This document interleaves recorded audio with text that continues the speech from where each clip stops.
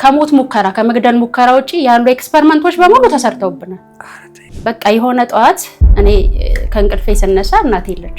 ጥላቻ፣ ቂም፣ በቀል ወይስ ፍቅር አለማግኘት የትኛው? እሱ ህመም ካልቻለ መንገዳችሁ ስኬታማ አይሆንም። በቃ የመጨረሻ የዓለም ፍጻሜ የሚመስል ሌሊት ነበር ለኔ። ልመልሰው አልቻልኩም። ዶክተሮቹ እስኪመጡ ልብ ሙቱን እንደዚህ ምናምን አደርጋለሁ ትንፋሹ እንዲመለስልኝ። በጣም ፍቅር ከመራቤ የተነሳ በተለይ የእናት ለምን ራስሽን አታጠፊ የሚል ስሜት ተሰማኝ። ትዝ ይለኛል 9 ዓመቴ 10 ዓመቴ አካባቢ ከእግዚአብሔር ጋር የነበረኝን ብርሃን ግን ጋርዶብኝ ነበር። ያ ነገር ምንድነው? ስራመድ ይጎትተኛል በረከቴ። ለምን ይቀራል አልኩም። ከህይወት ጋር ግብግብ አትግጠም፣ አትታገል። እግዚአብሔር ስራን እንዲሰራለ ለሱ ስፔሱን ስጠው። ትልቅ ሰው፣ ትልቅ ህልም፣ ዓለምን የምትቀይሩ ሰዎች ከሆናችሁ ሰይጣን ባጭሩ ሊያስቀጫችሁ ይፈልጋል። ፔሪ ኢሞሽናል አርገሽኛል ስለአባትሽ ስታወሪ።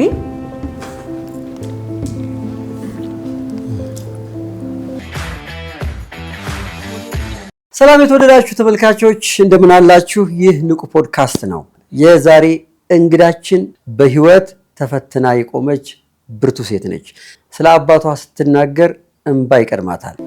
እቺ ጠንካራ ልጅ የወለደ አባት አለኝና ክብር ለአባቶች። በዚያ አጋጣሚ መቼም ስምሽን የሰማ ሰው በሙሉ መጀመሪያ የሚጠይቀው ፔሪቫ ምንድነው ነው አይደል? በጣም ብዙ ሰው ምን ማለት ነው? በመጀመሪያ አባቴን ያወጣልኝ አበባ ውስጥ የምትኖር ፈረንሳይ ውስጥ የምትኖር በአፈ ታሪክ የምትነገር ፔሪቫ የምትባል ልዕልት ነበረች። አበባ ውስጥ ነበር የምትኖረው። በፈረንሳይ ውስጥ የሚነገር ታሪክ ነው ወይስ አፈ ታሪክ ነው? ልክ አሁን አለ አይደለ ማስረጃ ሳይኖረን ሲቀር አፈ ታሪክ እንደምንለው በእኛም ሀገር። እንዲሁም ደግሞ በጣሊያንኛ ደግሞ ፒር ከሚባል ፍሩት አለና ከሱ ስያሜ ተነስቶ ጣፋጭ ፍሬ ፔሪቫ ማለት ጣፋጭ ፍሬ ወይም ደግሞ ፍሬዋ የሚጣፍጥ ማለት ነው። እኔ ግን ከዛ በኋላ ከሱ ወጥቼ ደግሞ የራሴን ሪሰርቾች ዝም ብዬ ስሰራ በደቡብ ህንድ ውስጥ ተምኔል በሚባል ቋንቋ ፔሪቫ ማለት ታላቅ ስራ ወይም ደግሞ ትልቅ ስራ ለሰሩ ሰዎች የሚሰጥ የክብር ስም ነው። ፔሪቫ ማለት ያንቺ አባት እና እንግዲህ የታየው ነገር ይኖራል። ፔሪቫን የሚያቅሰው በሙሉ አባትሽን ያውቃል። በየትኛውም መድረክ ላይ በየትኛውም አጋጣሚ አባትሽን ታነሻለሽና እስኪ ስለ አባትሽ ስለ ልጅነትሽ ንገሪኝ። አባቴን እወደዋለሁ የሚለው ቃል አይገልጸውም። አባቴ እኔ ነኝ፣ ሴቷ ቨርዥን ብዬ አስባለሁ። ብዙ ጥሩ ነገሮችን ከአባቴ ነው የወሰድኩት። ስፔሻሊ ጥንካሬ፣ ሴትነትን እንዳከብር እያንዳንዱን የእናትን ሮል በሙሉ ሸፍኖ የተወጣ አባት ነው ያለኝ። እኔ የ3 ዓመት ህፃን እያለሁ ነው ከእናቴ ጋር የተለያዩት። አባቴ ላይ ጥላን ሄደችው እናታችን። በፍቺ ነው 80 ቀዶ አይደለም። በቃ የሆነ ጧት እኔ ከእንቅልፌ ስነሳ እናቴ የለች። አረቴ ያሽ እንደዛ ነው እኮ አጋጣሚ። ትንሿ አንቺ ነበርሽ? ከኔ ታናሽ ደግሞ አንድ አለች።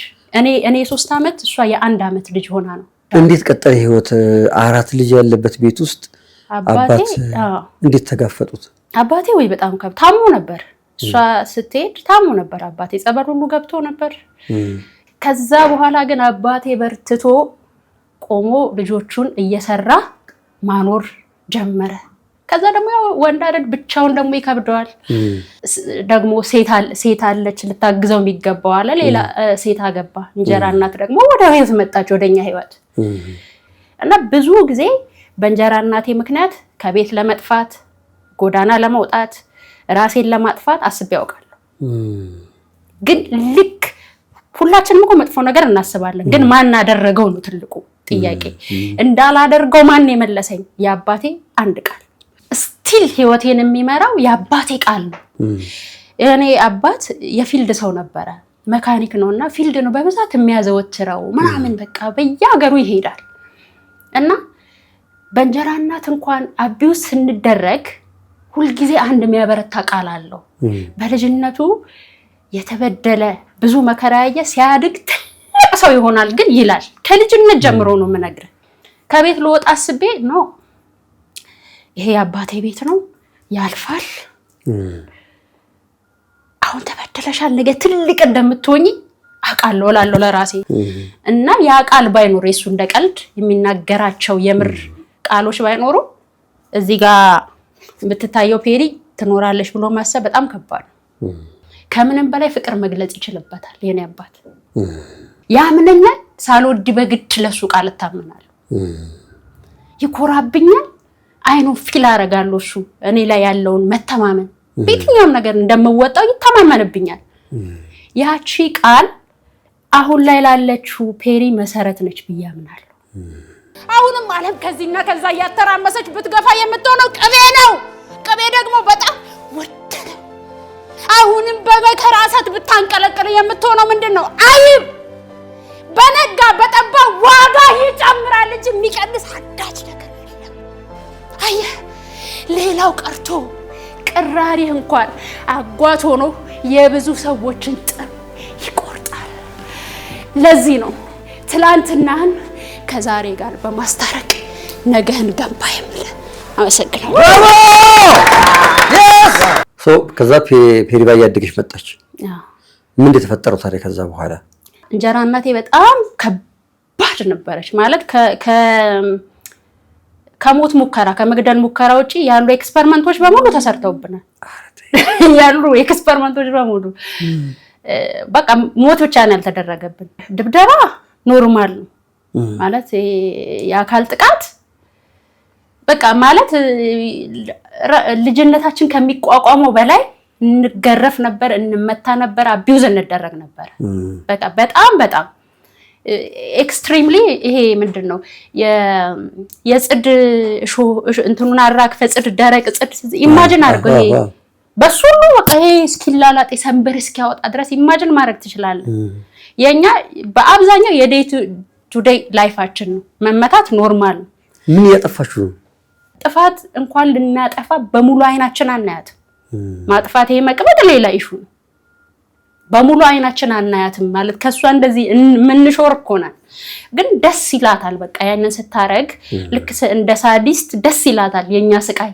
የኛ የሆነ ነገር መሆን ደስ ይላታል ምግብ መበደልስ ምግብ በጣም ነው የምንበደለው በቃ ኢማጂን እናረጋለን አንዳንዴ መብላትን ኢማጂን እናረጋለን ኤክስትሪም ማለት ነው ምግብ ጠፍቶ ሳይሆን ደስ ስለሚላት አሁን ምን አይነት ካልኩሌሽን አለ አለ መስጠት ማስራ yes ምግብ አለ አባቴ ይሰራል ምግብ አለ ቤት ውስጥ ግን እኛ እንጀራ ልጆች ነን እኛ እንድንበላ አይፈለግም እሱ ሲመጣማ እንቀርባለን ባይን ቋንቋ ይነገረናል ምንም ትንፍሻንልም ከሱ ጋር እሱ ልክ ፊልድ ሲሄድ ነው እና ስራ ሲሄድ ነው የሚጀምረው ነገሩ በቃላት ደግሞ ይበለጠ ይሰብራል አይደል ቃል ሰውን ያድናል ቃል ሰውን ይገላል ያሰብራል እንደ ቀልድ የሆነ እቃ አምጡ ከተባለ በስድብ ነው እቃውን ስትወስድ ሁሉ ነገር ስድብ ነው እና ለልጅ ከምንችለው በላይ ነበር ርግማንም አለው ርግማን የሌለው ነገር የለም አይረሳኝም ልጅ ነኝና በጣም ፍቅር ከመራቤ የተነሳ በተለይ የእናት ለምን ራስሽን አታጠፊ የሚል ስሜት ተሰማኝ ተዚ ይለኛል 9 ዓመቴ 10 ዓመቴ አካባቢ እና ምንድነው ያለኝ ምክንያት ሰይጣን ነው እንጂ ብትሞች እኮ በቃ እሷ ራሱ ታለቅስልሻለች ትወድሻለች ሰይጣን ነው የሚለኝ ከሞት ቆዋና ምን ይሰራልኛል አይደል ለቅሶ ግን በጣም ብዙ ሰዎች አሉ እዚህ ሁኔታ ላይና እዚህ መንገድ ላይ ያሉና ደሞ የሰይጣን እሷ ታዝንልሻለሽ ነው ታዲያ መፈልገው ኳዘኔታን ነው ፍቅር እንደ ይፈልኩት ምን ሰጠኛለሽ ሌላ ምንም እኮ አሰጠኝም ግን እዚህ ብትሞቺ እሷ ታዝናለሽ ቢያንስ እንደው አንድ ጊዜ ቢሆን ታዝንልሻል በቃ ፔሪ ይባልልሻል አሁን እኮ ሳስበው ያስቀኛል ልጅነት እኮ ነው ያቺን ታይም ሊጠቀማት ፈለገ ሰይጣን ምክንያቱም እርግጠኛ ሆኜ መናገር የምችለው አንድ ነገር አለ ራሳችሁን እንድታጠፉ አይነት ስሜት ውስጥ ያላችሁ ሰዎች ካላችሁ በዚህ ሰዓት በዚህ ደቂቃ ይሄን ቪዲዮ የምታዩ ሰዎች ትልቅ ሰው ትልቅ ህልም ዓለምን የምትቀይሩ ሰዎች ከሆናችሁ ሰይጣን ባጭሩ ሊያስቀጫችሁ ይፈልጋል በቃ ሰይጣን የራሱ የሆኑ ሰዎችን አይፈልግም ዓለምን የሚያድኑ ተስፋ ያላቸው ብርሃን ያላቸው ነገ ቢኖሩና ቢቆሙ ብዙ ሰዎችን ማገዝ እንደሚችሉ የሚያውቃቸውን ሰዎች ምክንያት ይፈልጋል ባጭሩ ለመቅጨት ያቺ ሴት ከተደገሰልኝ ሰዎች ውስጥ አንዷ ነኝ ነበርኩ ግን እግዚአብሔር ደግሞ አልተወኝም። የአባትሽ ቃል አለ? የአባቴ ቃል እንጂ ውስጥ ይመላለሳል እኮ። ይሄንን ታሪካውን ብዙ ቤተሰቦች አያውቁም፣ እህቶች አያውቁም። የልጅነት ብዙ ሰው ስለሚያስተምር ነው ማወራ። 9 ዓመት 10 ዓመት እያለሁ ነው። ብዙ ቤት ውስጥ አሉ እንደዚህ የሚሰቃዩ አውቃለሁ። ግን አንድ መናገር የምፈልገው በቃ ሰዎቹ ራሳቸውን አይደሉም። የሆነ ነገር ኦብሰስ አድርጓት ሰይጣን ያንን ነገር ይፈልገዋል። የኛን በደል፣ የኛን ችግር፣ የኛን መሰቃየት። ከዛ 13 ዓመቴ ሲሆን እንጀራ እናቴ አለፈች፣ ሞተች። 13 ከ13 ዓመት ማለት ይሄ ልጅነታችን የሚሰራበት ብዙ ነገሮችን እንትን የሚልበትን እድሜያችንን በጭቆናና በመናም ከዛ ደግሞ ይሄኛው አለፈ ሲባል ሌላኛው ደግሞ ይመጣል። ምን መጣ? ኃላፊነት። ቤት ውስጥ ካሉ ልጆች በሙሉ ትልቅ ሴት ነው የነበርኩ። ስለዚህ ምን ማድረግ አለብኝ? አባቴን ደሞዝ መቀበልና ለቤቱ ማብቃቃት። እሱ ስራዎች በመጡለት ቦታ በሙሉ ከዛ በኋላ እኛን ይዞ መሄድ ጀመረ። አላገባም ብሎ ለራሱ ቃል ገባ። ከዛ በኋላ የልጆቼን ስቃይ ከዚህ በኋላ በእናንተ ህይወት ሴት አላመጣም ማለት በቃ። ስለዚህ የሱን የአባቴን ደሞዝ ተቀብዬ አስፔዛውን ማኔጅ ማድረግ በ13 ዓመት ቦርሳና ጫማ በማረጥበት እድሜ ነው። ከባድ ነው፣ ቻሌንጅ አለው። በተለይ ትምህርት ቤት ስገባ ቁጭ ብዬ በቃ አባቴን ከደሞዝ በላይ ብር ላለመጠየቅ ዘይቱ ይበቃ ይሆን ለወር ክፍል ውስጥ ቁጭ ብለሽ ታዲያ ትምህርቴን አልማርም እንዴ? እዛ ጋር ያለው ኃላፊነት ከባድ ነው። ክፍል ውስጥ እየተማርሽ አንቺ ቁጭ ብለሽ የምታስቢው በርበሬው፣ ዘይቱ፣ ሽንኩርቱ። እንደገና ደግሞ አባቴ ሶ ስማርት በጣም ቃኔ ናዶን ነው አባቴን እንዴት እንደምገልጸውና ኢቭን ሙሉ ደሞዙን ነው የሚሰጠኝ። የትራንስፖርት የምናምን አንዳንድ ለሻይ ለቡና ካስፈለገ እኔ ነኝ የምሰጠው። እኔው ካልኩሌት አድርጌ ይሄን ለዚህ ቁጭ ብዬ ጽፌ ይሄ ለጤፍ ይሄ ለልጅ ትምህርት ቤት ምናምን ብዬ አውጥቼ ከሷ ከተረፈች ውስጥ እንዲየቆነጠርኩ ነው እንትን የምሰጠው። ሰጥቶኝ ከኔ ይቀበላል የኔ አባት። እና ያ ቃል ትልቅ ሸክም እንዳሸከመኝ በቃ ሊረዳኝ ይሞክራል። እዛ ወንዶቹ ወደ ዩኒቨርሲቲ ተበታተኑ። ስለዚህ ሴቶች አለን፣ 3ታችን ሴቶች ቤት ውስጥ ሆነን ማለት ነውና እነሱም ዩኒቨርሲቲ ሲገቡ ለዩኒቨርሲቲ ገንዘብ መላክ ማንኛውም አንድ እናት ታደርግ የነበረውን ሮል በሙሉ ነው ነኝ የምወጣው። ስንት ዓመት ይሆናል?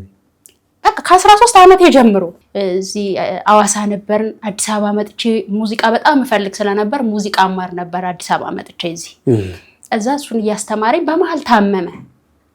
በቃ ትምህርቱን አቋረጥኩና ሄድኩ አባቴ ጋር። ምንድነው የተፈጠረው? የጉበት ካንሰር ነው።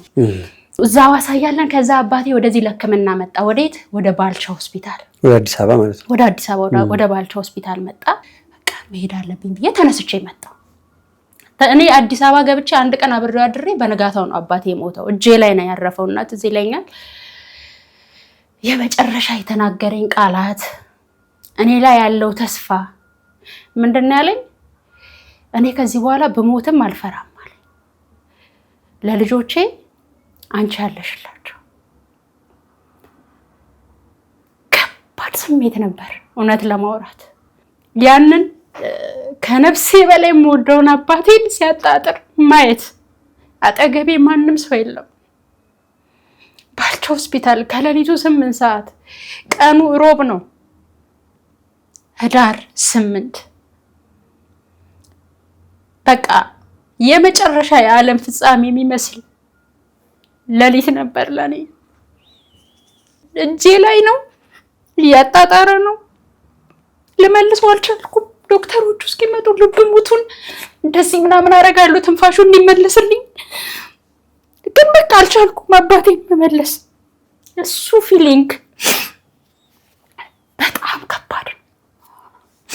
ምክንያቱም የኔ አባት መጨረሻ ላይ በጉባት ህመም ይሙት እንጂ ሪ ነበረበት፣ ከፍተኛ የህሪ ህመም ነበረበት እና እያነከሰ ነው ያሳደገን። እያነከሰ ማለት ሪ ያለባቸው ሰዎች ያውቁታል ፔኑን። እግሩ መራመድ አይችልም። ይሄ ያብጣል፣ ይጠዘጥዘዋል፣ እየተንፏቀቀ መካኒክ ነው ግን ማሽን ሲጎትት ከብረት ጋር ሲለፋ እና ያንን አባት የሆነ አሳይቼዋለሁኝ። አውቃለሁ ብዙ ነገር አይቷል በእኔ ብርሃን። እንደኮራብኝ ነው የሞተው፣ ግን ስላላሳረፍኩት ይቆጨኛል። ይሄ በቃ ከተም በፊት ያለችው ፔሪ የአባቷን ደሞዝ ተቀብላ መታብቃቃ ነበረች። አሁን ምን መሆን አለባት? ገንዘብ ማምጣት አለባት። ፕሮቫይድ ማድረግ አለባት ለእህቶቿ። ከዛ ደግሞ እህቶቿ ከእናታቸው ከአባታቸው ያጡትን ጎዶሎ ነገር እኔ ያለሁላችሁ፣ እኔ ላይ ተማመኑ፣ እነሱ ፊት ሳላለቅስ ጥርሴን ነክሼ ጓዳ እኮ ገብቼ ያለቅሳለሁ። ኖ እሱ የሚፈልገው ምንድነው? አባታችን የሚፈልገው ምንድነው? እሱ በህይወት እያለ ምን አይነት ሰው ነው እንድንሆንለት የሚፈልገው? ሪስፖንሲቢሊቲ ወስጄ ያሳደግኩ ማለት ታናናሾቼ። እሱ ካረፈ በኋላ በጣም ከባድ ነበር። በጣም ያለንን እቃ ሁሉ ሸጥን መጀመሪያ ሰርቫይቭ ለማድረግ። አንቺ ልጅ ወስነሽ ቤት ቀይ ሸጥሽ? ታዲያ እንዴት ይሆናል? በምንስ ይንቀሳቀስ? የተወሰነ ብር እኮ ለቅሶ ላይም ሰው እስቲ ይችላል ነገር ትሆናቸዋለች። ቤተሰብም እንዲ እኮ ይላል። ግን እሱ የሚያሰራ የሚያንቀሳቀስም የሚያኖር አይደለም። ከዛሽ በኋላ ያልቃል። ትክክል። ከዛስ እንዴት ሰርቫይቭ እናድርግ? ሶፋውን አንበላው፣ ፍሪጁን አንበላው፣ የቤት እቃውን አንበላው። መስራት አለብን። ሸጬ ለዝነጣ አይደለም፣ ሸጬ የሆነ ነገር ለመክፈት ነው የተጠቀምኩበት። ኦኬ ሸጬ ግድ ገንዘብ እርን ማድረግ አለብኝ። ገንዘብ ጭንቅላቴ ውስጥ የመጣው ያ ነው። ሌላ አማራጭ የለም። ስለዚህ አንዱን ስንል ብሯም ትንሽ ነች ስከስር፣ ከዛ ደግሞ ሻይ ቡና ሳረገው ቺፕስ ደግሞ በብሩ መገለባበጥ ነው መፍጨርጨር ነው የጀመርኩት። ስለዚህ አንድ ዕቃ ታሪሽና ሸጣችሁ የሆነ ቢዝነስ ጀመሪያለሽ? ብር ጀመርኩ። እሺ መጀመሪያ ትንሽ የሸቀጣ ሸቀጥ ነገር ጀመርኩ። ይሄ ብሯ ልቅምቃሚ ምናምን ነችና ከዛችሁ ይበላል ይጠጣል፣ ምንም በቂ ነገር ሊሆንልኝ አልቻለም። እየከሰርኩ ስመጣ ቦንዳ ልብስ ጀመርኩ። ደግሞ ሰከንድ አንድ ልብሶች ደግሞ እያመጣ አልቦዝንም። በቃ እየተሻለ ምለውን ነገር በሙሉ ሞክራለሁ። ገንዘብ ያመጣል ምለውን ነገር በሙሉ እሱንም ማረኩ። መጨረሻ ላይ ከስር ሲበላ ለህቴ የግል ትምህርት ቤት ሲከፈል ለዛችኛው ህቴ ዩኒቨርሲቲ ሲላክ የመሳሰሉ ማለት ነገሮች አሉ። እንዴት አድርጌ የመጣውን ገንዘብ መልሼ ካፒታል አድርገው አገኛለሁ ይወጣል። እንዴት ሆኜ ሰርቫይቭ አድርጌ ልቆም? ወደ ታች ድጋሚ ቁልቁል። ከዛ ሻይ ቡና እና ደግሞ በረንዳ ላይ ቺፕስ። እሱስ እንዴት ይገፋ? መጨረሻ ላይ በቃ ከበደ። መጨረሻ ላይ እኔም እንትን ውስጥ ገባሁ፣ የካሸር ስራ ውስጥ ገባሁ። ሁሉ ነገር በቃ እንዳልሆነ ሆነ። ሆቴል ነው? ሆቴል ማምሻ ቤት ነው፣ ካሸር ነው። ማምሻ ቤት ማለት እስከ 6 እስከ 7 ሰዓት የሚያመሽ ይጨፈርበታል፣ ዲጄ ምናምን ነው። የኔ ስራ ምንድነው? ካሸር ነው። ገንዘብ ተቀባይ መሆን ነው። እሱ ደግሞ እኔ ላይ በሽታ መጣብኝ። በሽታ ማለት ከማንነቴ ጋር ተጣላ። እኔ ውስጥ ያለው ማንነቴ እዛ ጋር ያለው የማያው ነገር ሁሉ ጊዜ ከኔ ጋር ይጣላል። ሁሉ ጊዜ ማለት ነው። ጭንቅላቴ ውስጥ ፔሪ ይሄ ቦታሽ አይደለም፣ ገንዘቡ ስለሚያስፈልግሽ ነው ሁሌ የምትሰሪው ነው ማለት ሁሌ። ይሄ ቦታሽ አይደለም፣ ገንዘቡ ግን ያስፈልግሻል። ይሄ ቦታሽ አይደለም። የሆነ ሰዓት ታመምኩ። ምን በእንቅልፍ መዛባት፣ ምግብ በትክክል ባለመመገብ። ማታ ነው ዘምሰሪው? ማታ ነው። እና ከምንም በላይ ስትረስ ውስጥ ገባው። ጭንቅላቴ ጭንቀት ውስጥ ገባ። ምን ብዙ ነገር እኮ ነው የምታየው። በጣም ብዙ እኮ መስጠላ እኮ ነው ላይፉ። ኢቭን እንግዲህ እኔ ወይ አስተናጋጅ አይደለም ወይ አጣጭ አይደለም፣ ካሸር ነኝ። ጀስት ብር ከደንበኛ ጋር የሚያገናኘኝ ነገር የለም። ይመጣሉ ወይተሮቹ ከኔ ሪሲት ይቆርጣሉ፣ ገንዘብ እቀበላለሁ ነው። እርግፍ አረኩና እኔም ጠቅልዬ ወደ አዲስ አበባ መጣሁ።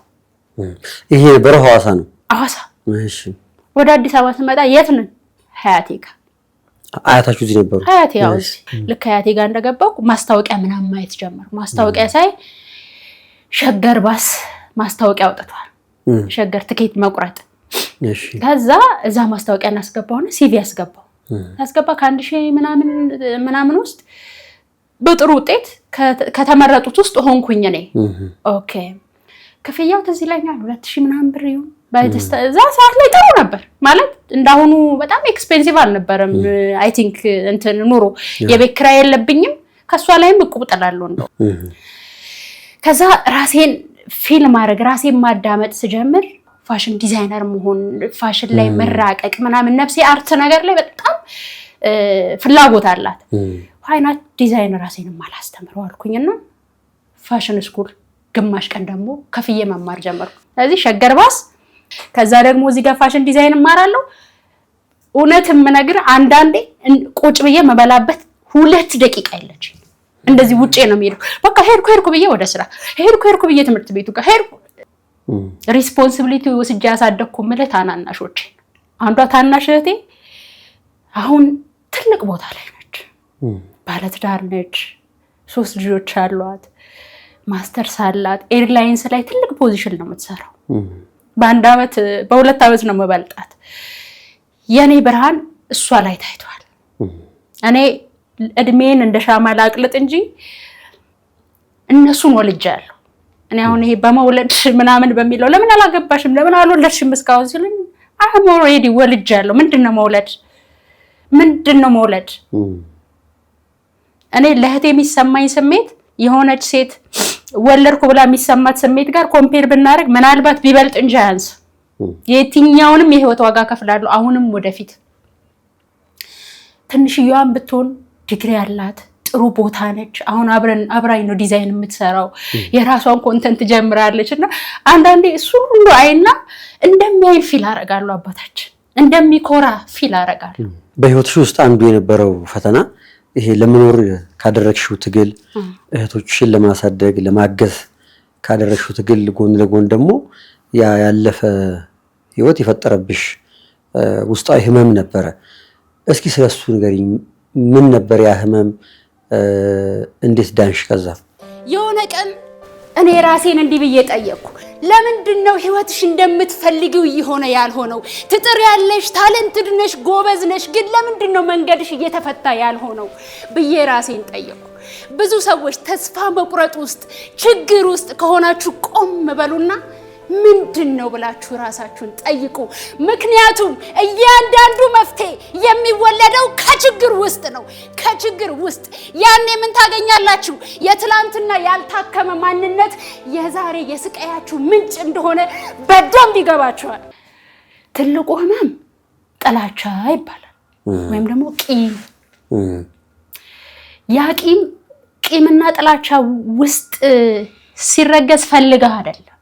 ያ ሁሉ ነገር የደረሰበት ሰው ባይጠላ ባይቀየም ነው የሚገርመው። የመጀመሪያው ቂም እናቴ ላይ ወላጅ እናትሽ ላይ ጥላሽ ሆነ ጥሎ መሄድን እረዳለሁ። ከሰው አይሞትም። ለምሳሌ አባቴ ክፉ ቢሆን እንበል እና እናቴ ከሱ ጋር መኖር አልቻለችም፣ ህይወቷ ሪስክ ውስጥ ገባ እንበል፣ ጥላኝ ሄደች። እንዴ ለምን እጠላታለሁ? ከዛ በኋላ የምታስባቸው ነገሮች ናቸው ያንን ሰው እንድትቀየሙ የሚያደርጉ። ምን ያህል ፈለገችኝ በልጅነቴ። የ1 ዓመት ልጅ ጡጦ ያልጣለች የ1 ዓመት ልጅ ገና ጡት አልጣለችም። ኦኬ እኔ 3 ዓመት ልጅ ነኝ። የሆነ ጎረቤትም ሄጄ እበላለሁ። እሺ ለማን ተወቻት? ትይዛለቂ። ከዚህ በኋላ እኮ ቤቱ ስሯሯጥ ገነት ነው ስሟ። ነኒ መላቴ እናት የለችኝ። እንዴት ነው ማይከፋኝ? ከዛስ እንጀራ እናት ደግሞ በህይወት መታ እያንዳንዱን ጠባሳና ግርፋት ባኖረችበት ቁጥር ማን ነው እየጠላ የምትሄደው? እንደውም እኔ በዚህ አጋጣሚ የእናቴ ዘመዶች የእናቴ ቤተሰቦች አንቀራረብም። አንዳንድ እንደዚህ የሆነ ሚዲያ ላይ ምናምን ሳይ ኮመንት ሲያደርጉ ያለው እኔ እናቴን እንድጠላ አባቴ መክሮኛ አቅም እንዲረዱልኝ ይፈልጋሉ። እነሱም ይመስላቸው አባቴ ቁጭ ብሎ ስለ እናቴ ክፋት እየነገረ አሳድጎኝ እናቴ ጥምድ አድርጌ ይዣት ላናግራትም ላገኛትም እንዳልፈለኩ ነው ፊልም የሚያደርጉት። እውነታውን ግን እኔና ፈጣሪ ብቻ ነኝ የምናውቀው። ዛሬ ግን ያንን እውነት ለነግራቸው ፈልጋለሁ። የተሸከምኩት የሷ ሪስፖንሲቢሊቲ በተበደልኩ በከፋኝ የሌሎች ሰዎች እናት ባየው ቁጥር እዚህ ጋር እንደ ጩቤ የመወጋው እስቲ በምንድን ነው የሚሞሉልኝ? በተለይ ደግሞ እኔ ይሄን እኮ እኔ አልነበርኩም ማድረግ የነበረብኝ እናቴ ነበረች። የሆነም ባይ ሲፈስ እናቴ ብትሆን እኮ እዚህ ስር ጉያዋ ስር ደብቃ እኮ እንዴት አደረገኝ ነበር። የህይወት ስትራግል እሽት ባረገኝ ቁጥር እኔ እናቴን እየጠላው እየተቀየምኩ ነው። ልጅ አይደለሁ የተሰራ ያያየሁትን ነው የተባልኩትን አይደለም የማውቀው። ስራብ ምታጎርሰኝ የሆነች ፈትፍታለ ቤቷ ባይኖር ሽሮ ፈትፍታ ምታበላ እናት እኮ እናት በገንዘብ አትሰራ። እናት በሆነ ስታተስ አትመጣ። እናት ነች። ከነክፋቷ ከነጥሩነቷ እናት ነች። ያንን እናት የጎደለባት አንድ ሴት አንድ ህፃን አንድ ነፍስ አለች። የሌላን ሰው እናት ባየች ቁጥር ወይኔ ልጄ በተባለ ቁጥር ልቧ ሚደማ ባልቀየም እኮ ነው የሚገርመው። አሁን የዛን ሰዓት እንደው መልአክ ካልሆንኩ በስተቀር ለምን አዘንኩ ለምን ተቀየምኩ ለምን ጠላኋት አይደለም ትልቁ ነገር። አዎ እንደ ጠላት ሆኛለሁ እንድቀየማት ሆኛለሁ። አዎ ነገር ግን እናቴ ሊጠላዋት አባቴ ቁጭ ብሎ እየሰበከኝ አይደለም። አሁንም ለአባቴ ጥሩ አመለካከት የሌላችሁ የሷ ቤተሰቦች አላችሁ። በቃ አባቴን ተውት፣ ይቅርታ አድርጉለት፣ ነፍሱ ተረፍ። እኔ ለእናቴ ምንም ትሁን ምንም ይቅርታ አድርጌላታለሁ። እዚህ ደም ውስጥ የሚሸራሸር የእናቴ ደም አለ። ፍቄ አላወጣትም። እንደ አንድ ስለ እናት ስታወራኝ ስለ እናት ጥሩ ነገር ከበቂ በላይ ላወራህ እችላለሁ። ሰዓት ሞት በፊት ይቅርታ ባደርግላት ጥሩ ነበር። ካለ የለችም። ከሞተች በኋላ ግን ለነፍሷ ከልቤ ይቅርታ ማድረግ ጀምሬያለሁ። ችያለሁ። እሳቸው ላይ ያዝንሽ ነበር እናትሽ ላይ፣ ከዛ እንጀራ እናትሽ ላይ ቅያሜ ነበረሽ። እነዚህ ቅያሜዎች ናቸው አብረውሽ እያደጉ የመጡት። ምን ፈጠሩብሽ እነዛ ቅያሜዎች? ምን አይነት ሰው አደረጉሽ? ያለው ያጥላቻና ቂም እግዚአብሔርን ፈልገዋለሁ ይቅር በይ እያለኝ ነው። ከሱ ጋር እንዴት ነው ጋረዱት ነው እንጂ እኔ በቀለኛ ሰው አይደለም ሆኝም አላውቅም። ወደፊት መሆን አልፈልግም። የነገውን እግዚአብሔር ነው የሚያውቀው። ይሄ እንትን አድርጌ ክፉ አላደረገኝም። ከእግዚአብሔር ጋር የነበረኝን ብርሃን ግን ጋርዶብኝ ነበር። ያ ነገር ምንድነው? ስራመድ ይጎትተኛል በረከቴን። ለምን ይቀር አላልኩም? ወዳጅ እኮ አይደለም ያለኝ፣ ይቅር በይ በቃ ተረጂ፣ ይቅር በይ አውጪ፣ ስሜቱን ከዚህ ውስጥ ይውጣ። ተንፍሹ፣ ተጎርተሻል አውቃለሁ ልጄ፣ ተበድለሻል አውቃለሁ ልጄ፣ ብዙ ሸክም ተሸክመሻል ከእድሜሽ በላይ፣ ግን ይቅርታ አድርጊ። ለኛ ብሎ የሞተው ክርስቶስ ያስተማረኝን ነገር በህይወቴ ማየት ፈልጓል። መጽሐፍ ቅዱስ ለመረዳትን ስሞክር ብዙ ሰው መክሮኛል።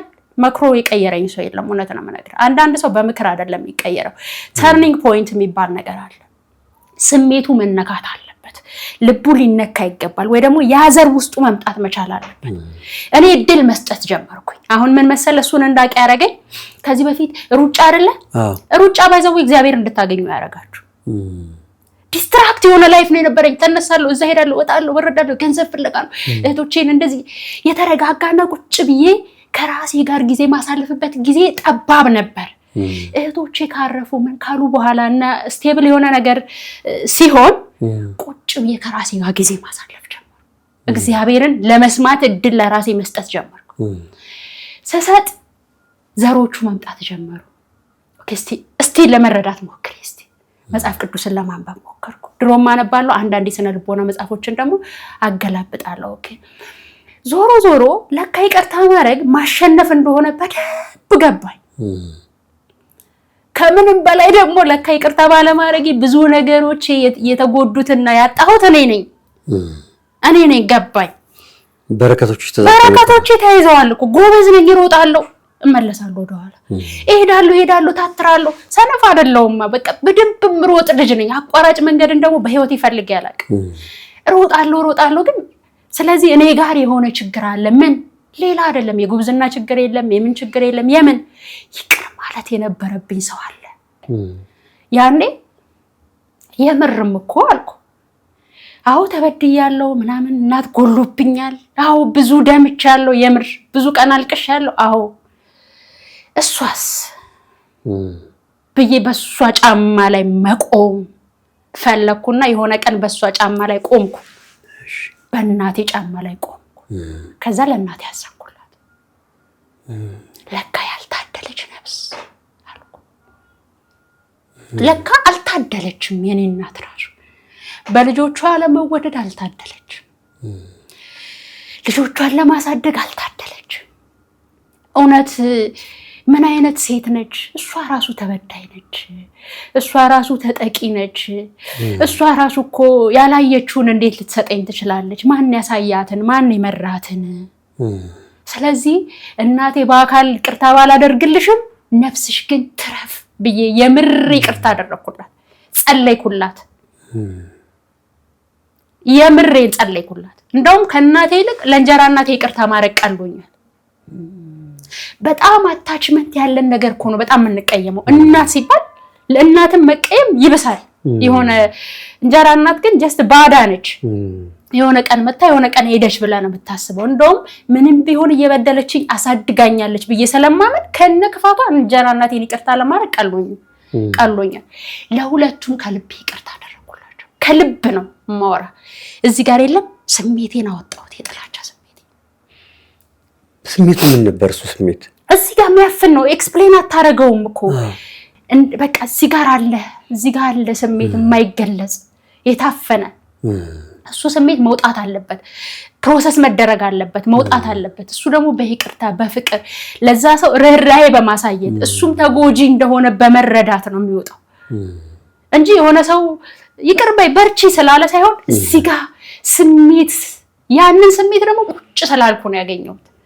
ቁጭ ብዬ እግዚአብሔርን ለማዳመጥ ስሞክር ወደፊት መራመድ ስፈልግ እግሬን የያዘችው የሆነች ነገር አለ። ኦኬ እሱስ ምን ይባላል? ቂም አለብሽ፣ ጠልተሻል፣ አዎ ልክ ነሽ፣ ተበድለሻል፣ ግን ይቅር ማለት አለብሽ የሚል የእግዚአብሔር ዘር ነው። መቼም ይቅርታ ከሰይጣን አይደል። ትክክል ተሰማኝ። ለእናቴ ከልቤ ይቅርታ አደረኩ። ይሳን ጊዜ በቃ አዘንኩላት። ይሄ የመበደል ስሜት የጠፋና ወደ ማዘን ተቀየረ። ያኔ አሸነፍኩ፣ ገባኝ። በቃ አሸነፍኩ። የሚገርም እንጀራ እናቴና እናቴን ይቅር ካልኩ በኋላ ለካ አንድ ይቅር ያላልኩት ሰው ነበር። ማን? ራሴን። እንዴት?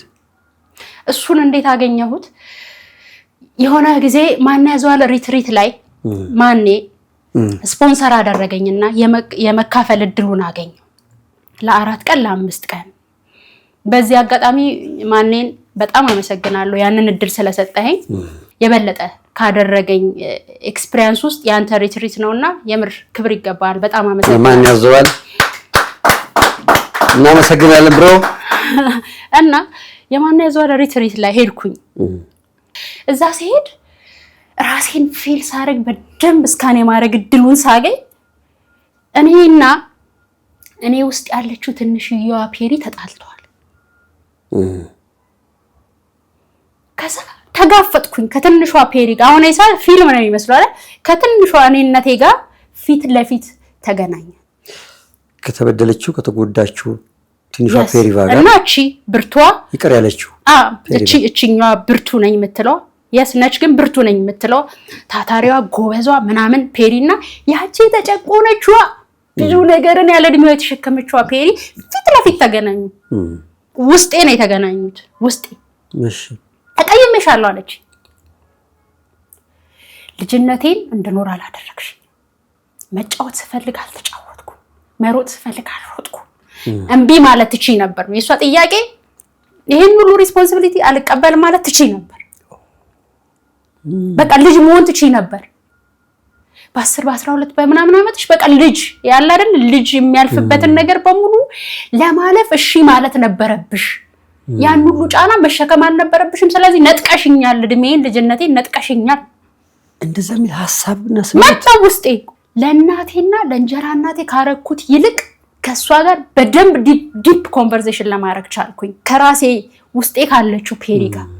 ከዛ ይቅርታ አድርጊልኝ አልኳት። ምንድነው መሆን የምትፈልጊውን ከዚህ በኋላ ትልቋ ፔሪ ውስጥ እንድታያት እረዳሻለሁ። መሮጥ ከፈለግሽ ያለምንም ይሉኝታ ትሮጫለሽ። አሁን እኔ ውስጥ ትልቋ ውስጥ ትሮጫለሽ? አዎ። መስፈን የምትፈልጊው የሆነ ቦታ ዝፈኝ። ማበድ ነው መሮጥ ነው እንደ ልጅ መጫወት ነው የምትፈልጊው? ተጫወቺ። አልገድብሽም። ፕሮሰስ አድርጊው። ልጅነትሽን እንድትኖሪ ትልቋ ፔሪ እንድትገድብሽ አልፈልግም። ከዚህ በኋላ ከራሴ ጋር እርቅ እንፍጠር። በቃ ከዚህ በኋላ ግን የሆነ ስሜት ከተሰማኝ ኖ ይሄ ትክክል አይደለም፣ ትልቅ ሰው አለ እንደዚህ በይ አትበይ። የምሬን ነው ማውራው። ሕፃን ልጅ ነው ይሉኝታ የለውም እኮ ሕፃን ልጅ አይደል? አሁን እዚህ ብናመጣው ይሄን ይነካል ያን ይነካል ዘመሮጥ ይፈልጋል ምናምን ያሱ ሴንስ ተፈልገዋለች። አንዳንዴ ቤቴ ውስጥ ኤክሰርሳይዝ በደንብ እንድታረጋ አረጋታለሁ። በቃ ያላረገችው ነገር ይጎደለባት። አዎ ያለበለዚያ ይሄን ህመም ነገ ይዛው ትሻገር ለራሷ ነገ አብሯት ለሚኖረውም ሰው ለምናምንም በሽታ ነው የምትሆነው። እቺ እችኛዋ ትልቋ ፔሪ እኮ ጎበዝ ነች፣ አንባቢ ነች፣ ጥበበኛ ነች፣ ነገሮችን ለመረዳት የምትሞክር ነች፣ ነገሮችን በደንብ ማስተዋል ዲፕ ማሰላሰል የምትችል ነች፣ ጎበዝ ነች እኮ። ያቺ ቲሚጥየዋ ግን አለች፣ የታመመችዋ አለች ውስጥ። እሷ ጋር እርቅ መፍጠር ነበረባት። ልክ ከፔሪ ጋር እርቅ ፈጥሬ ስመጣ ድሮ የኮንሲስተንሲ ችግር ነበረብኝ። ይሄ ቀጣይነት የሆነ ነገር ጀምሮ መቀጠል የለም ጀምሮ ማቆም፣ ድርሰት መጻፍ ጀምሮ ማቆም፣ የሆነ ነገር መስራት ጀምሮ ማቆም። ይሄ ሰበብ እየፈለጉ ብቻ ለማቆም ሰበብ የሚፈልጉ ሰዎች ነው ወደኋላ የሚያፈገፍጉ። የትንሿ ፔሪቫ ስሜት ነው እሱ። ታዲያ እሷ አትፈልግም። አሁን ምን አትፈልግም? ቻሌንጅ ግብ ምናምን አትፈልግም። በቃ ነፃ መሆን ነው፣ መሮጥ ነው የምትፈልገው። እቺኛዋ ፔሪ ደግሞ ትፈልጋለች ላይፏን መቀየር። ሁለቱም መስማማት ነበረባቸው። ብዙ ሰዎች ራሳቸውን ቢያዳምጡ በእርግጠኝነት እቺ አይነት ልጅነት አለቻቸው። በጣም ከሷ ጋር ስታረቅ እንደመጣው ከማኔ ጋር ወዲያው በስንተኛው ጊዜ ዩቲዩብ ነው የከፈትኩት። ኮንሲስተንስ ሆኜ ራሴ ኤዲት ራሴ ተምኔል ራሴ ምን እየሰራው ስቲል አለ። ኮንሲስተንስ ሆኜ ማቆም የሚባል ነገር ጠፋ። ከዛ በኋላ ኧረ ተይ ቁም ነገር ነው ማወራ። ከሷ ጋር ስታረቅ ነው ነገሮች በሙሉ መፈታት ጀመሩ። ታምናለህ? የማስተማር ጥበብ እንዳለኝ አላቅም ነበረ። ዩቲዩብ ቻናሌ ላይ ገብተህ ኮሜንቶቹን ኔጌቲቭ ኮሜንት ኢቨን አንድ ካገኘ ራሱን ይቀጣል። ተምረው በማስተርስ በምናምን ደረጃ ፋሽን ዲዛይን የተማሩ ሰዎች ትምህርት ቤት እንዲህ አልተማርንም አንቺ ያስተማርሽን ያህል ገብቶን አያቅም የሚል ምስክርነት ብዙ ሺህ ላሳየህ ይችላል። ከዛ በኋላ መጣ ነው yes ሚገርም ነው። ከዛ በኋላ ነው የበፊቷ ፔሪ ጀስት ፋሽን ዲዛይነር ነው መሆን የምትፈልገው፣ ለራሷ መስራት፣ የራሷን ክሬቲቪቲ መሸጥ ማውጣት። እቺ ከራሷ አልፎ ብዙዎች ዲዛይነሮችን ማፍራት የምትችል ፔሪ የተፈጠረችው ከዛ እርቅ በኋላ ነው። መንገዶች ሁሉ መፈታት ጀመሩ። የእውነቴን ነው የምነግር። ፊዚካል ሱቅ ከፈትኩ። በፊት እኮ ኮቪድ ላይ እኮ 20 ሺህ ብር ከሰው ተበድሬ ጥንጥዬ ቤት ተከራይቼ በ20 ሺህ ብር አንድ ማሽን ይዤ ዲዛይን ጀምሬያለሁ። ልክ ታርቄ እንደመጣው አካባቢ ግን ኮምፕሊትሊ ነው የተቀየረው። የአሰራር ሲስተሜ፣ የአሰራር መንገዴ፣ ነገሮችን ማይበት መንገድ፣ ገንዘብ እርን ለማድረግ አይበት የነበረው ቀጥተኛ መንገድ ለካ እኔ ብቁ ሲሆን እሱ እንደሚመጣ ገባኝ። ቂሙ በረከቴን ጋርዶ ነበርሹ ጋርዶ የነበረው ተገፈፈ ማለት ስፔሻሊ ከራሴ ጋር ደሞ ለካ የነበረብኝ ነበር ከባዱ። ብዙ ሰዎች ይቅርታ ማድረግ ለሰዎች ይቅርታ ማድረግ እንደውም ቀላል ነው። እመኑ፣ ኤክሰርሳይዝ አድርጉት። እናንተ ውስጥ የሆነች የተጎዳች ልጅ ካለች መታረቅን የመሰለ ነገር የለም። የዛሬ 3 ዓመት ምናምን እኮ አንቂ አንደበቶች ላይ በዘውል መወዳደር ካሰብኩ በጣም ቆይቻለሁ እንጂ የዛሬ 3 ዓመት ምናምን የኔ ንግግር በጣም ብዙ ሰዎችን ኢንስፓየር ሲያደርግ አይቻለሁ። በጣም ብዙ። ይሄ ነገር ደግሞ ሺዎችን ሚሊዮኖችን በፍፄ ፕሮግራም ማንቃት እንደሚችል ኮምፕሊትሊ ካመንኩ ቆይቻለሁ። አሁን አክሽን ያደረኩት እድሉ ሲመጣ ሁለቴም አላሰብኩም። አንተ ጋር ለመዝገብ ማለት ነው። እኔ እናቴንና እንጀራ እናቴን ይቅር ያልኩበትን ጉልበት በህይወት ተጠቀመው። 3ኛው መልቀቅ ይባላል። ከህይወት ጋር ግብግብ አትግጠም፣ አትታገል። እግዚአብሔር ስራህን እንዲሰራልህ ለሱ ስፔሱን ስጠው። 4ኛው ጸሎት ይባላል። የሰላምህ ቁልፍ እሱ ነው። የበረከትህ ቁልፍ እሱ ነው። የመረጋጋትህ ቁልፍ እሱ ነው። ተወዳጅ ተመልካቾቻችን እንግዲህ ከዚህ በፊት አይታችሁታል። አንቂ አንደበቶች የመጀመሪያው ዙር ላይ ፔሪቫ ተወዳዳሪ ነበረች። በጣም ድንቅ ንግግር አድርጋ በዳኞች ሙሉ ድምጽ ነው ያለፈችው። ወደ 2ኛ ዙር አልፋለች። ልክ እንደ ፔሪቫ አይነት ብዙ ህይወትን ቻሌንጅ ያለፉ ጠንካራ ተወዳዳሪዎች ሰዎችን የሚያበረታ፣ ሰዎችን የሚያነቃቃ፣ ሰዎችን የሚያጀግን ንግግር የሚያደርጉበት ውድድር ነው። እንግዲህ አንቂ አንደበቶች 2ኛ ዙር ደግሞ እነ ፔሪቫን ይዞ ይመጣል። አንቂ አንደበቶች እንግዲህ ለኢትዮጵያ ወጣቶች መልካም ነገር እንዲሆን፣ ጥሩ ነገር እንዲሰሙ፣ ብርታትን፣ ጥንካሬን እንዲጋባባቸው ያን ይዘው ልክ እነ ፔሪቫን ጥንካሬ ሲያዩ ሌሎች ደግሞ በርተው እንዲቀጥሉ የሚያደርግ ውድድር ነው። አብራችሁን መስራት ማገዝ የምትፈልጉ ሰዎች ከስር ባለው ቁጥር ደውሉልን። ከዛ በኋላ የሆነው የፋሽን ዲዛይኑ ስራ በደንብ መስራት ጀመርሽ። በራስሽ መንገድ የተለያዩ ልብሶችን ዲዛይን እያደረግሽ ትሰሪያለሽ፣ ትሸጫለሽ፣ ሰዎችን ዩቲዩብ ላይ ታስተምራለሽ።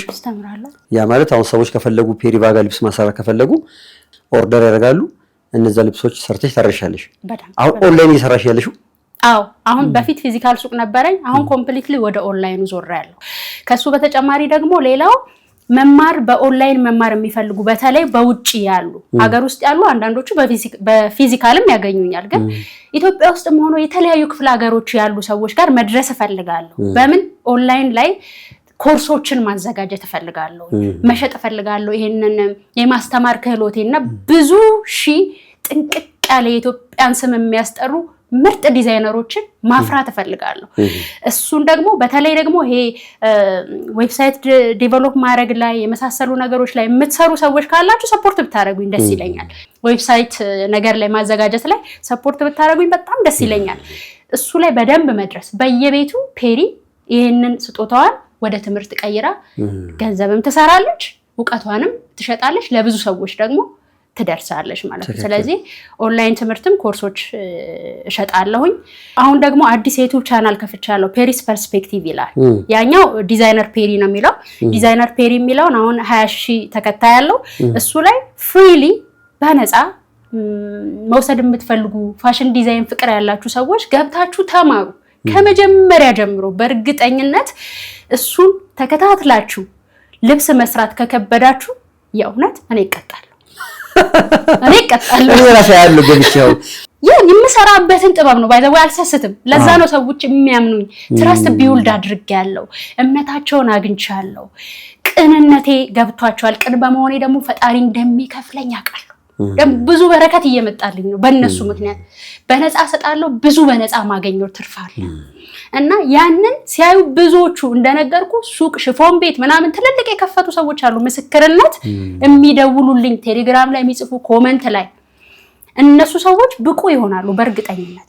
ፔሪስ ፐርስፔክቲቭ የሚለው አዲስ ዩቲዩብ ቻናሌ ላይ ደግሞ ስለ ሂሊንግ፣ ስለ አንዳንድ ስነ ልቦና በህይወት ጆርኒ ውስጥ በላይፍ ጆርኒ ውስጥ ያሳለፍኳቸውን ነገሮች እያነሳው የምንማማርበት፣ ማይንዳችንን ሼፕ የምናረግበት፣ ስለ ተስፋ፣ ስለ መብቃት፣ በተለይ ደግሞ ሰው ልጅ ከምንም በላይ ውስጡን ካዳነ ሁሉን ነገር እንደሚያተርፍ የገባኝ ሴት ነች። ከረፈደም ቢሆን ገብቶኛልና አይርፈድባችሁ። እንደኔ 30 ዓመት ቂም ይዛችሁ ከምትኖሩ ሳይረፍድባችሁ በረከታችሁ ሳይያዝ መዳን ከፈለጋችሁ ጆይን አድርጉኝ። በእርግጠኝነት ብዙ ነገር እንማማራለን፣ ከፍርድ ከጀጅመንት የጸዳ እንዲሁም ደግሞ አንዳንድ በህይወት ጥያቄ የሚሆኑብኝን የራሴን ፐርስፔክቲቮች የማወራበት የምንማማርበት ቤት ነው። ከራሴ በላይ የሚተማመኑብኝ በጣም ተከታዮች አሉኝ። ትምህርት ቤት መክፈት አለብሽ ትከፍቻለሽ፣ አረጋግጠዋል እንደምከፍት ያምናሉ። ከየት ይምጣ ነው የማያውቁት። ምክንያቱም በጣም ለነሱ ፈትፍቶ የማብራራት የማጉረስ በደንብ አንደርስታንድ እንዲያደርጉት አድርጎ የማስተማር ትልቅ ብቃት አለኝ። ያንን ብቃት ደግሞ እኔ በገንዘብ አቅም የለኝም፣ እገደባለሁ። ነገር ግን አቅሙ ኖሯችሁ ከኔ ጋር ደግሞ እኔ በእውቀቴ በሐሳቤ የሆነ ትልቅ የፋሽን ዲዛይን ትምህርት ቤት ቢውልድ ማድረግ እንችላለን። እንደዚህ አይነት አቅም ያላችሁ ሰዎች አውሩኝ፣ ኮላብሬት አድርገን በእርግጠኝነት እኔ ሚዲያውም ላይ ያለው ሰው ስለሆንኩ በእርግጠኝነት ብዙ ተማሪዎች እንዳሸን እንደሚጎርፉ 200% እርግጠኛ ሆኜ እናገራለሁ። yes የፋሽን ዲዛይን ትምህርት ቤት ለመክፈት ፍላጎት ያላችሁ እዛ ኤሪያ ላይ መስራት የምትፈልጉ የገንዘብ አቅም ያላችሁ ሰዎች ፔሪቫ ደግሞ ዕውቀቱ አላት፣ ልምዱ አላት፣ በጋራ ሆናችሁ መስራት ትችላላችሁ። ፔሪቫ እንግዲህ ጥሪዋን አቅርባለች። ደውሉላት። እንዲሁም ደግሞ መማር ከፈለጋችሁ ኦንላይን መማር ከፈለጋችሁም ደግሞ ፔሪቫን ደውላችሁ አግኟት። ከዛ በተጨማሪ ደግሞ ማዘዝም ይችላሉ አይደል? ልብስ በደንብ የፈለጋችሁትን አይነት ልብስ ዲዛይን ብትልኩላት ሰርታ ያላችሁበት ትልክላችኋለች። ስለዚህ ፔሪቫን ለማግኘት ከፈለጋችሁ ከስር ባለው ቁጥር ደውሉላት። ዩቲዩብ ቻናሏን አስቀምጠናል፣ ሰብስክራይብ አድርጉ። ፔሪቫ ስለመጣች እንግዳችን ስለነበርሽ ከልጅነት እስከ አሁን ድረስ ያለውን ህይወትሽ ጉዞሽን እንደው ጥፍጥ ባለ መልኩ ቆንጆ አድርገሽ ነው ያቀረብሽልን። በእርግጠኝነት ከዚህ የምንማረው ብዙ ነገር አለ። በተለይም ደግሞ በልባችን ውስጥ ቂም ያለ ሰዎች ልብ ያላልነው በረከታችንን እየዘጋ ነገር እንዳለ ከአንቺ ህይወት በደንብ እንማራለን። እግዚአብሔር ዛሬ በምክንያት የነገረን ነገር አለ ብዬ አስባለሁ። ስትነግሪኝ ራሴን እያየሁ ነበር። ይቅር ብያለሁ ብዬ አስባለሁና የቀሩ ነገሮች ይኖሩ ይሆን እንዴ ብዬ ራሴን ከእንደገና መፈተሽ አለብኝ እያልኩ ነበርና ሁሌ ወደፊት እንዳንራመድ የሚያደርገን ነገር አንድ የሆነ ነገር አለ። እሱ ደግሞ አንዱ ትልቁ ነገር ይቅር ያላልነው ቂም ነውና እሱ እንግዲህ ለብዙዎቻችን የፔሪቫ ህይወት ብዙ ነገር ያስተምራል ብዬ አስባለሁ። ሁላችንም ቁጭ ብለን ራሳችንን መፈተሽ አለብን። ፔሪቫ ስለመጣሽ እንግዳችን ስለነበርሽ በጣም ደስ ብሎኛል። እግዚአብሔር ይስጥልኝ፣ አመሰግናለሁ። ፕሮግራም ላይ ስለጋበዝከኝ ከምንም በላይ ትልቅ ክብርና ምስጋና ይገባል። ይሄንን ማመስገን ፈልጋለሁ። ሁለተኛ ደግሞ አንቂ አንደበቶች የሚባል ፕሮግራም እንዳለ ታውቃላችሁ። ፍፄ በጣም ብዙ መስዋዕትነት ዋጋ የከፈለበት የመጀመሪያ ልጁ ነው። ነገ ደግሞ ብዙ ሆኖ የሚባዛ ትልቅ ፕሮግራም ነውና በእኔ ስም የኔ ተከታዮችም እኔን የምታውቁኝ እኔን የምትወዱኝ ሁላችሁም የፍፄን ንቁ ፖድካስት ሰብስክራይብ አድርጉ። እንዲሁም ደግሞ አንቂ አንደበቶችን በትክክል እየተከታተላችሁ እመኑኝ ብዙ ታተርፉበታላችሁና ይሄንን ይሄንን ባልናገር የውን ደስ አይለኝም።